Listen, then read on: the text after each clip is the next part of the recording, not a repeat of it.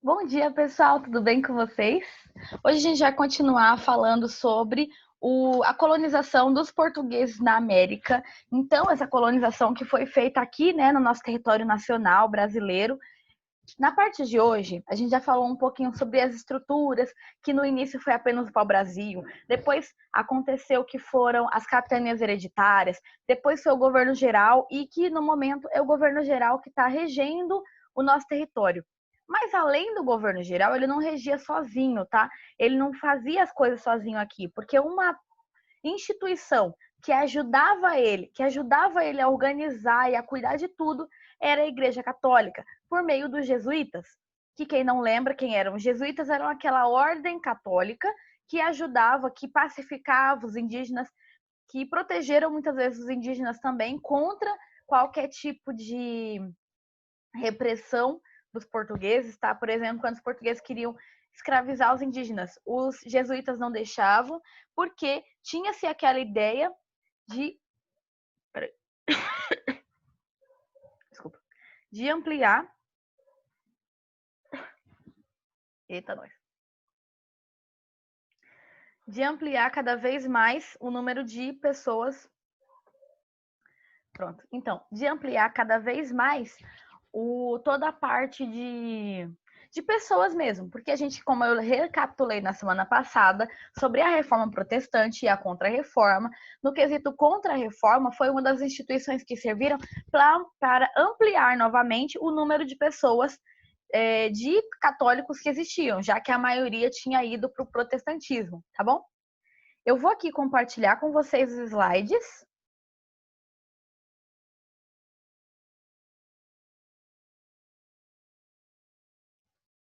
A gente parou no slide. Opa, deixa eu ver aqui qual que é. A gente parou no slide 26. Ah, tá. Governo geral. Ok. Vou recapitular um pouquinho, né? O governo geral aqui. Então, o governo geral, ele seria, né? Iria vir um representante da coroa, um representante do rei para o território, tá? Para garantir a defesa do território. Ele iria ter a necessidade, a função de vir para dentro do interior, que era conhecido como sertão. Hoje em dia a gente vê sertão só na Bahia, né? No Nordeste ali existe o sertão nordestino. Na época, tudo que não era litoral era considerado sertão do território. Uma parte mais para dentro, o interior, tá? E as pessoas não tinham muito acesso, com medo dos indígenas, que poderiam ser contra eles. A maioria era, né? Porque não queria ser essa terra roubada, com medo dos animais selvagens, com medo das plantas. Então, esse grupo, né, as pessoas que viriam aqui junto com o governo geral, iriam ter a função de entrar para dentro do sertão, tá bom? Do brasileiro. Fazer alianças também com povos. E aí, como a gente parou na semana passada, gente, lembrando, se você tem alguma dificuldade, não está entendendo alguma coisa, fala no chat que a gente vai tentar aqui aprender junto, tá bom? Então, Tomé Souza, né, foi o primeiro governador geral, ele veio em 1549, aproximadamente com 1.000 colonos, além das pessoas que já viviam nas capitanias hereditárias, né, que vai ser extintas na maioria das vezes. Ainda continua um pouco forte a capitania de Pernambuco, porque deu certo, como eu falei na semana passada, e a de São Vicente, que fundou tanto Santos quanto São Paulo, né? Entre eles vão vir funcionários públicos para ajudar na parte administrativa do território, vão vir soldados, tá? Para proteger também. Lembra que eles tinham várias invasões holandesas, mas principalmente francesas? Os holandeses vão atacar bastante depois também, vocês vão ver. Mas de início era mais francês, tá? Esse período aqui. E aí eles vão precisar de um exército para controlar o território. E vão vir os degradados. Quem não lembram quem eram os degradados, eram aquelas pessoas que foram julgadas em Portugal, condenadas por terem roubado, por terem matado, alguma coisa assim. E eles não queriam manter ali no território, e aí eles iam mandar para cá, tá bom? Até para esvaziar um pouco as cadeias de Portugal. Além dos religiosos, né, que vão ser os jesuítas. Eles vão se instalar na Baía de Todos os Santos, tá? Que é ali próximo, e aí eles vão construir Salvador, nesse território ali, tá? Isso daqui é a Baía de Todos os Santos no início, tá? Eles fizeram um desenho para vocês terem uma ideia de como que funcionava. Então, tá vendo? É uma baía aqui, uma baía, né? Nesse sentido de que ela parece uma bacia, sabe? A costa. Então, as pessoas iam chegando aqui, né, com seus navios, e aqui eles vão construir Salvador. É tão importante esse período do governo geral que Salvador é a primeira capital do Brasil, tá? Depois vai ser Rio de Janeiro, lá para 1600, quase 1700, no finalzinho de 1600. Depois vai ser já Distrito Federal, né, que é atualmente, tá? Então nós tivemos 3 capitais no Brasil, sendo a primeira Salvador, construída ali na região da Baía de Todos os Santos, fundada como a capital das colônias, tá? E aí nós temos a questão da colônia francesa. Não foi suficiente tudo isso para manter o território, porque era um território enorme, né? A nossa costa brasileira é muito grande. Criaram então as colônias francesas na América. Feitas em 1555, o almirante francês Nicolas de Villegavinon, alguma coisa assim. Eu sempre sou ruim de ler os nomes das pessoas. Ele veio com aproximadamente 130 colonos que desembarcaram na Baía de Guanabara, que atualmente é o Rio de Janeiro, tá? Vocês, quem a ver filme brasileiro, quem já assistiu algum tipo de novela da Globo, quase sempre vai acontecer ali, né? Ainda mais quando tem praia, quase sempre é na Guanabara, né? Quando tá envolvido praia no filme ou em alguma coisa assim. E aí, exatamente naquela parte, os franceses vão se instalar ali e vão criar uma colônia que vai durar por 12 anos, a colônia francesa no nosso território. Imagina as pessoas falando francês aqui no Brasil, ou no Rio de Janeiro falando francês. Por sinal, a Guiana Francesa, que é um território aqui um pouquinho para cima, ela é um território francês, como a gente falou, né? Então, elas fundaram a colônia francesa. A colônia existiu por 12 anos, até 1567. Os portugueses retiraram os franceses da região, expulsaram eles ali, tá? Os franceses não desistiram. Os franceses na Baía de Guanabara estabeleceram diversas regiões do Nordeste, então eles vai tirar a gente daqui, então eles vão tentar ir para outro lugar, tá bom? Vão tentar ali pelo Nordeste. Tropas locais vão impedir a criação de novas colônias na localidade, tá? Mesmo que eles já estivessem ali durante algum tempinho, não dá tempo de criar uma colônia. A França conseguiu se instalar no litoral do atual estado do Maranhão, criando uma região chamada França Equatorial. Era uma colônia francesa ali hoje onde é o Maranhão. Também, imagina na região do Maranhão, que é norte, não é nordeste, desculpa, e aí falando também o francês. Só durou 3 anos e constituiu um povoado que hoje é chamado São Luís. Já ouviu falar em São Luís do Maranhão? Foi criado pelos franceses e não pelos portugueses, tá? Em 1625, tropa vinda da capitania de Pernambuco, né, conseguiu expulsar os franceses do Maranhão. Tudo ali é Nordeste, então foi fácil. Lembra que Pernambuco era uma capitania hereditária que deu certo, né? Eles tinham influência, eles tinham bons colonos, eles tinham uma cidade, já tinham vilas bem formadas. Então eles vão conseguir expulsar eles dali. Então nós temos o período de jesuítas na América, que também aconteceu tudo ao mesmo tempo. Os jesuítas estavam desde o início, desde a primeira caravela que chegou aqui, já tinha jesuítas, tá bom? A Igreja Católica era a mais poderosa instituição do mundo. Apesar do protestantismo estar crescendo, a Igreja Católica ainda tinha mais influência do que qualquer outra religião, tá? Esteve envolvida diretamente no processo de formação dos estados, tanto espanhol quanto português, tá bom? Então, quando fundou a Espanha e quando fundou Portugal, que foram os primeiros países do mundo, antes eram apenas reinos, feudos, quando funda-se esses países, que são os primeiros do mundo, com certeza a Igreja Católica estava envolvida. Como eu falei, era a Igreja Católica que deu aval para o rei. Lembra que a gente falou ainda na escola, no presencial, quando eu falei assim, o rei é instituído por Deus para ser rei. Então era a Igreja Católica que fazia essa ligação. A Igreja Católica que coroava o rei como uma instituição de Deus, né? Então, ele estava ali desde o início. Parcerias que permitiam consolidar o poder tanto do rei quanto da igreja. Por quê? Se a igreja que consolida o poder do rei, garantindo que Deus está colocando aquele rei no poder, a igreja também tem um grande papel diante do rei, não é verdade?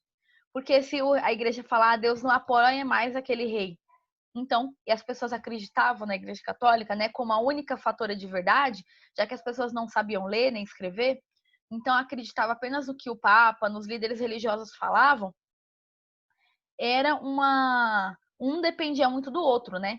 Então é por isso que dizem que a Igreja Católica e o Estado estavam juntas, tá? Isso só vai mudar bem para frente, lá para 1800, tá bom? Nas grandes navegações eram organizadas tanto do ponto de vista comercial e econômico, em busca de mercadorias, de matéria-prima, de mercado consumidor e tudo mais, quanto do ponto de vista religioso. Então, era importante também colonizar pessoas, catequizar pessoas, tá? Para aumentar a influência da Igreja Católica e assim também aumentava a influência do rei. Então, eles andavam bem juntos, tá? O poder de um era o poder do outro. Segundo a doutrina católica, as conquistas de novas terras eram também uma oportunidade para converter pessoas à fé cristã católica, né? Essa aliança entre a igreja e o governo de Portugal está presente no perfil dos colonizadores. Tanto que, se você observar os colonizadores, todos eles eram católicos, com morais católicas. As caravelas que vinham para cá tinham formato de cruz, para que Deus protegesse, né, essa região, tá? Ou a viagem deles. As caravelas portuguesas costumavam zarpar para a América com a presença de representantes da igreja. Sempre tinha pelo menos um padre na caravela, em cada uma delas. Sempre um apoio espiritual, tá? A Companhia de Jesus, que eu comentei para vocês, né? Os jesuítas, que eram vindos da Companhia de Jesus. Nascida a Companhia de Jesus nasceu na Contra-Reforma, né, como eu já expliquei para vocês. A congregação tinha sua conduta amparada em votos de castidade.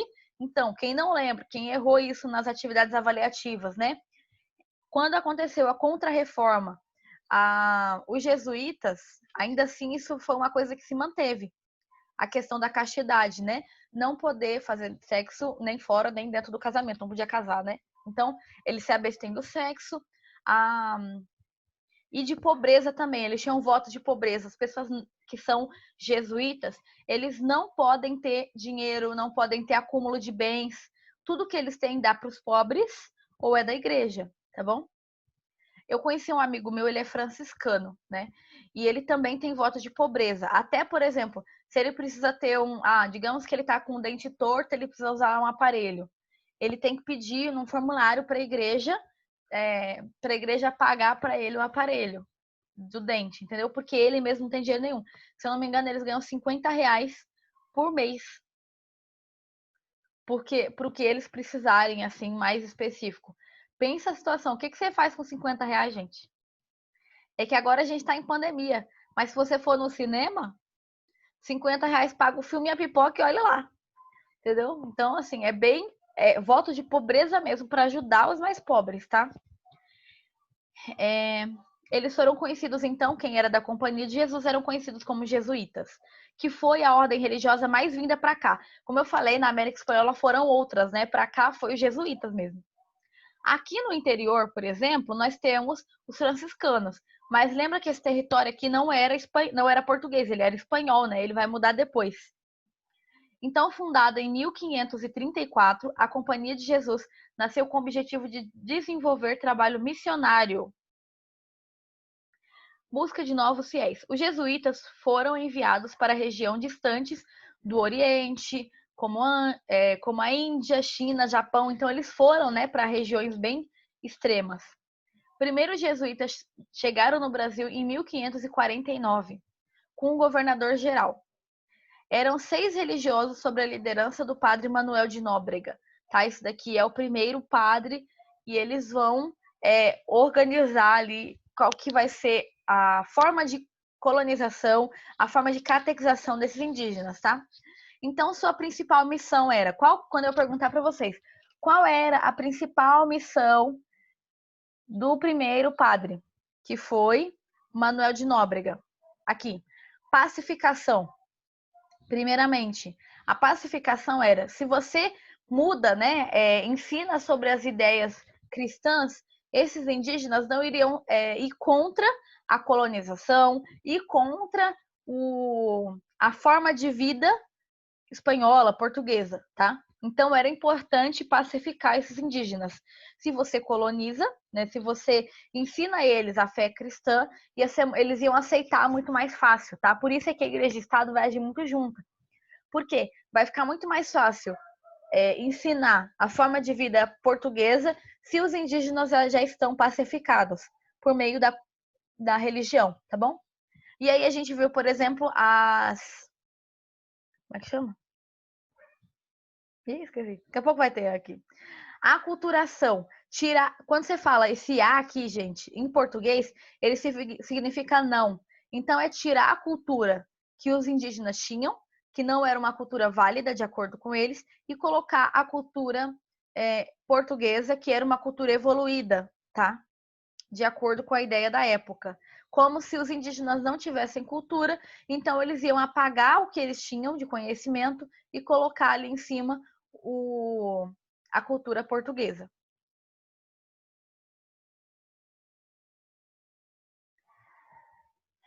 Para tudo isso, eles construíram então o colégio em Salvador, tá? Para ser mais fácil pacificar e ensinar a cultura portuguesa, tá bom? Como eu falei, eles não acreditavam que esses indígenas tinham cultura, né? Ou se tinha uma cultura, era uma cultura atrasada, tá? Então, é como se eles fossem muito primitivos e os portugueses é que realmente fossem evoluídos, tá bom?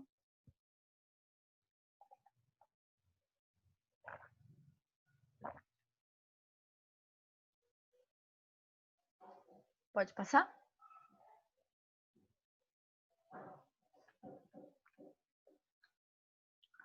Os padres jesuítas se instalaram no litoral, né, a maioria, como eu disse, e em pouco tempo penetraram o sertão do território.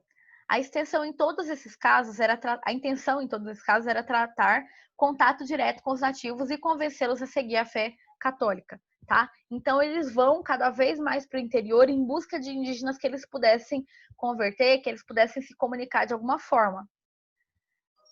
Para facilitar isso, tá? Para se comunicar com os nativos, os jesuítas aprenderam o tupi-guarani. Lembra que a gente falou sobre isso? Que o tupi foi a língua que a gente mais conhece, né? Os indígenas que a gente mais conhece. A gente falou no capítulo passado.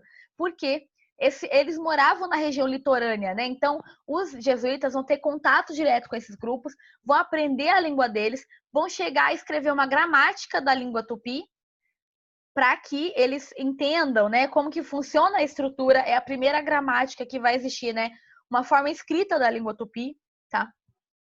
O José de Anchieta chegou a escrever a gramática tupi, arte da gramática da língua,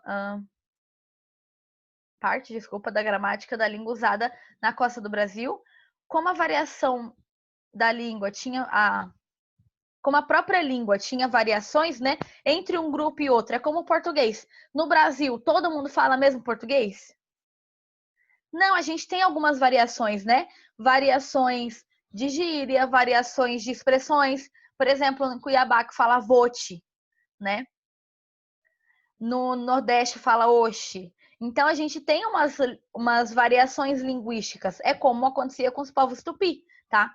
Apesar da tupi ser a matriz linguística, existiam variações. Então eles aproveitam isso para criar um próprio idioma, com um pouco de tupi, um pouco de português e um pouco de espanhol, tá bom? Criando uma língua que recebeu o nome de Yangatu, tá bom?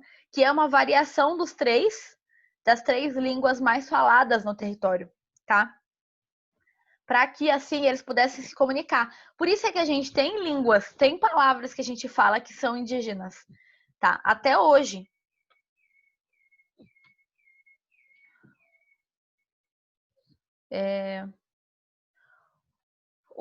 Os indígenas, né, se alguém quiser pesquisar aí rapidinho, quem não tiver no celular, né, para não atrapalhar, palavras que a gente fala que ainda que são palavras indígenas. Normalmente é nome de lugar. Muitos nomes de lugar são indígenas, né? mas se vocês quiserem dar uma pesquisada aí rapidinho, colocar aí no chat. Os indígenas demonstraram forte rejeição à região europeia, né? A religião europeia, porque era muito diferente. Eles acreditavam nas forças da natureza, né? Nos seus símbolos e rituais. Uma delas era entrar toda a cultura portuguesa foi rejeitada, né? Porque era muito diferente da deles. Uma delas era entrar nas aldeias tocando instrumento. Aí, para melhorar, né, a situação, para que os indígenas tivessem mais aceitabilidade, os jesuítas entravam nas aldeias cantando, né, músicas, fazendo teatro, misturando rituais indígenas com os portugueses, com católicos, para poder facilitar com que os indígenas aceitassem melhor as crenças católicas, tá?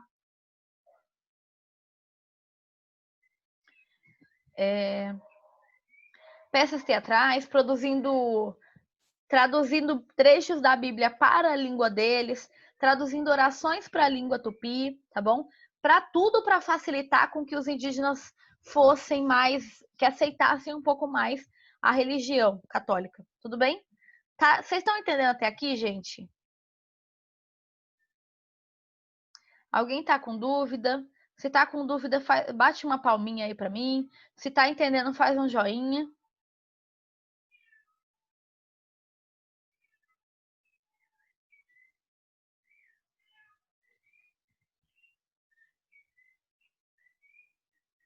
Colocaram. Você acabou de entrar, já tá entendendo?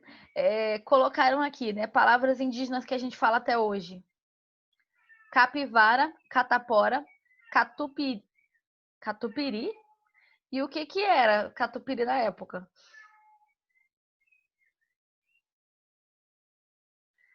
Vou procurar depois. A conversão dos nativos seria muito demorada, tá? O padre Manuel de Nóbrega passou a defender a catequização poderia ser mais efetiva, dessa forma que nasceram as missas, aldeamentos ou reduções jesuíticas. Então, eles vão criar, essa palavra que eu não estava lembrando, aldeamentos. Eles vão criar também aldeamentos, tá? Para facilitar com que agora fosse muito mais forte a catequização. Porque esse negócio de entrar de vez em quando.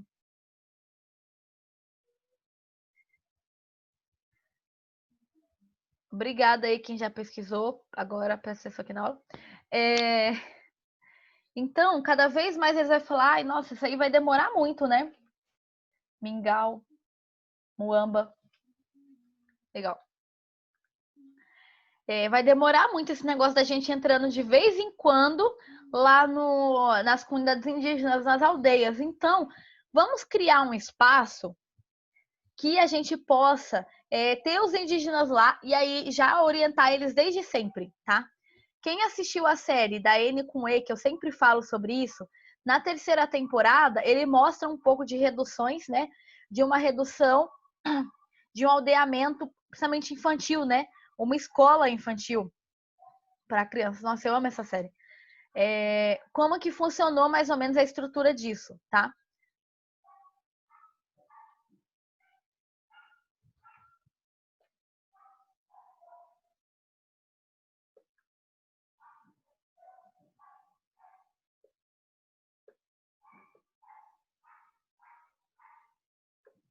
O que é aldeamento?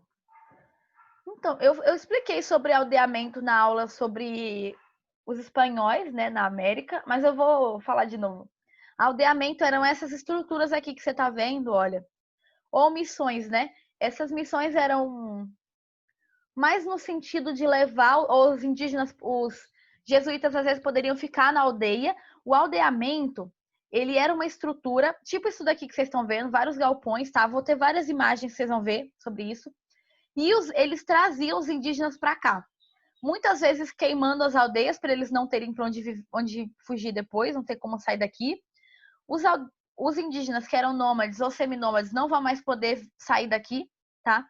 Porque aqui eles iam ter uma estrutura de ficar o tempo todo aprendendo sobre a fé católica, tá bom? Mas eu vou dando mais explicações. Então, as missões eram aldeamentos comandados por uma autoridade civil que representava o governo geral. Então, além da parte religiosa, que era principalmente aqui, Tinha também alguém que representava o governador geral. Eram administradas pelos jesuítas. Em 1562, uma média de 11 missões de aldeamento, tá?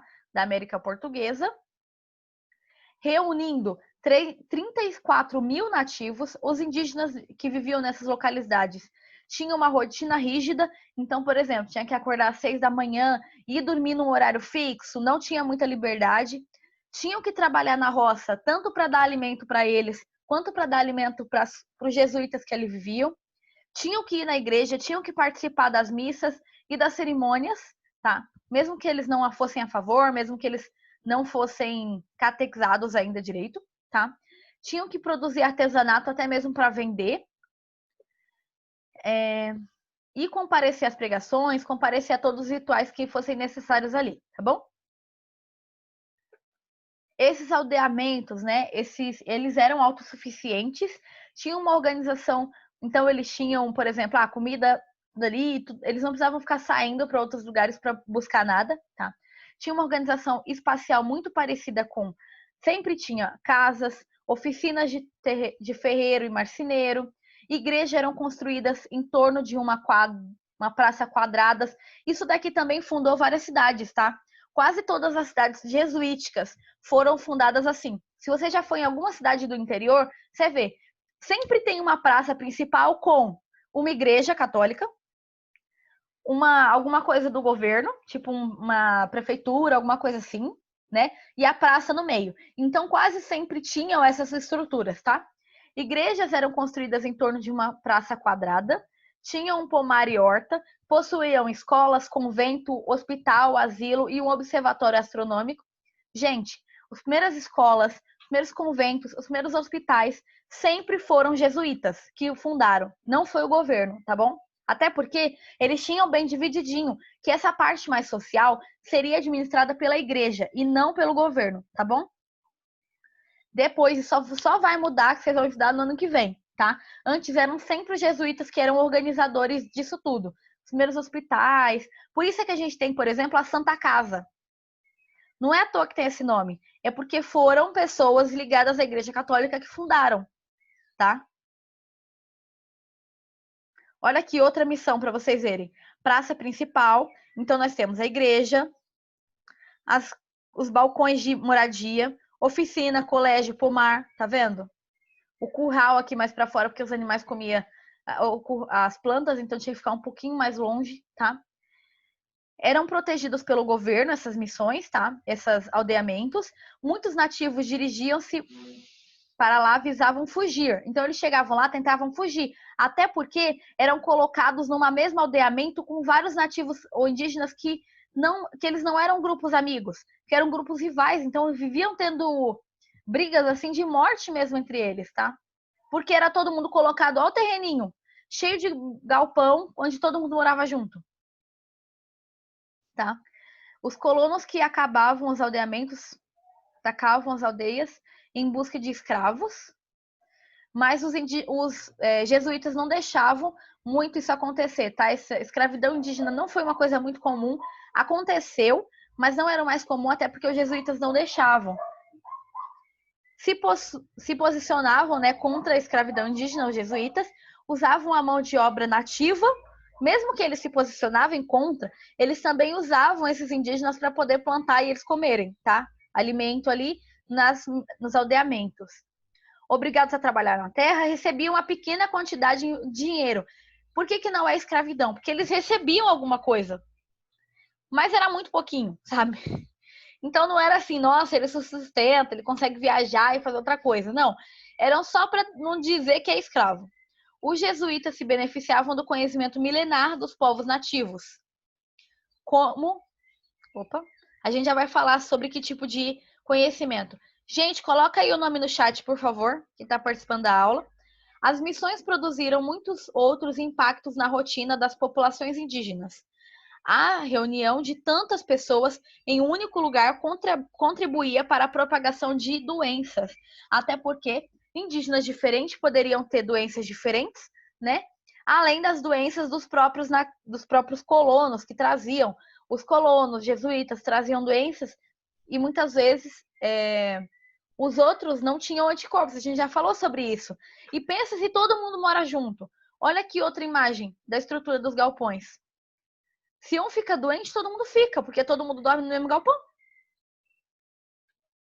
Por isso é que, por exemplo, numa pandemia como essa, qual que foi a primeira método para diminuir a pandemia? Todo mundo fica em casa. Diminui o contato, diminui a circulação de pessoas, para diminuir o contato de um passar para o outro também. Mas se todo mundo morasse junto.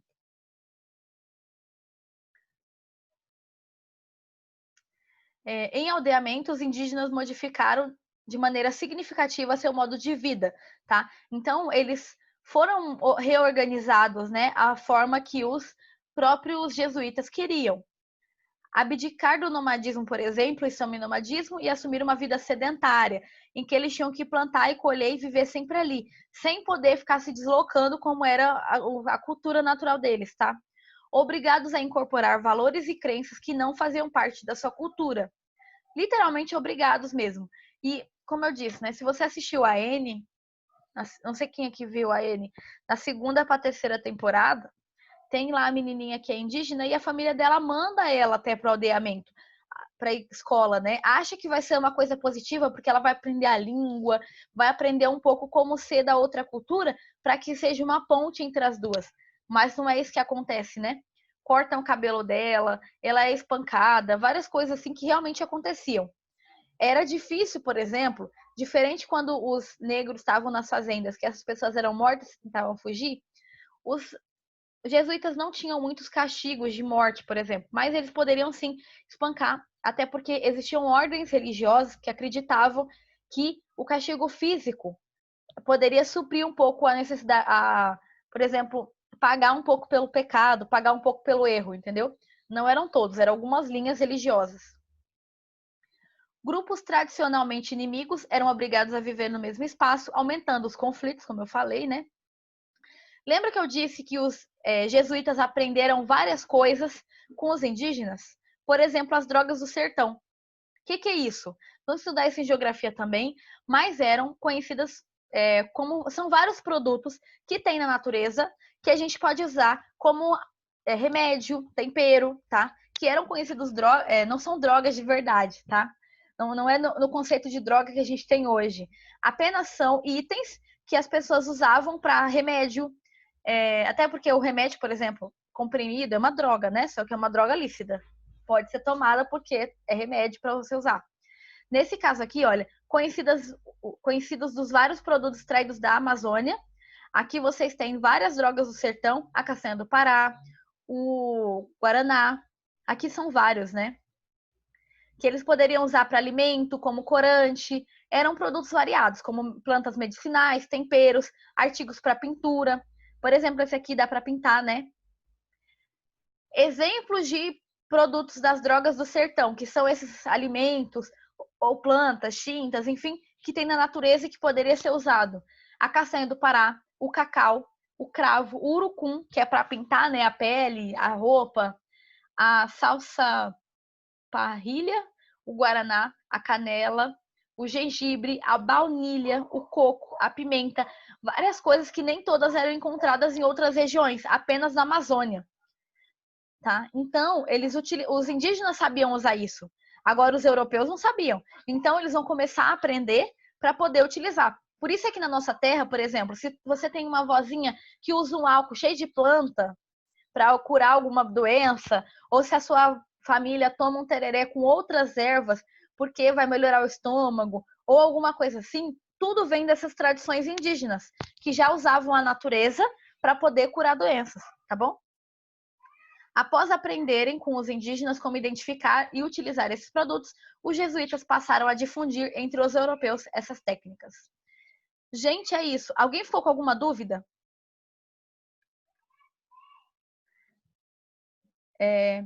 Não tem no livro, ou tem As Drogas do Sertão? Tem. Eu tirei do livro, mas tem muito pequenininho. Se você quiser pesquisar um pouco mais, é legal. Porque existem muitas, né? Quem colocou o nome no chat? Tiago, Thaís, Esther, Amanda, Elias, Isadora. Só. Vocês são em 12, só vocês escreveram. Eu não recebi, o Radassa.